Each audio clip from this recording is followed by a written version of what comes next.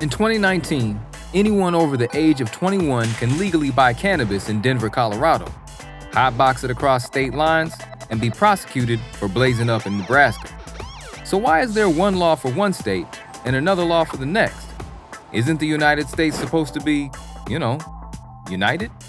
To be honest, despite a hoax by Chicago publication The Seed to paint the Founding Fathers as huge stoners back in the 1970s, we can be fairly sure that George Washington and co. were only smoking tobacco when they met to hash out how Americans should govern themselves during the Constitutional Convention of 1787.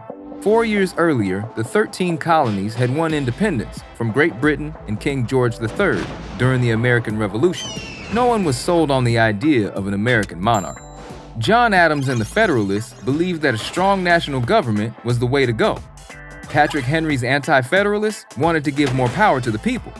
To keep the peace, a balance was struck. Under Article 1, Section 2 of the Constitution, the national government would be responsible for things like capturing pirates on the high seas, while the 10th Amendment to the Bill of Rights granted states the autonomy to effectively govern themselves.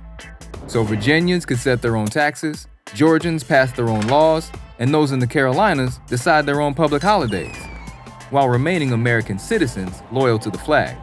The same, but different. It's why Colorado was able to legalize the recreational use of cannabis in 2012, despite the federal government classifying it as a Schedule I drug. So where does state law end and federal law begin? Airlines comply with federal law, not state law. So it's legal to purchase medical or recreational marijuana in some states and even take it to the airport with you. But no matter where you are in America, at 30,000 feet, all buds are banned.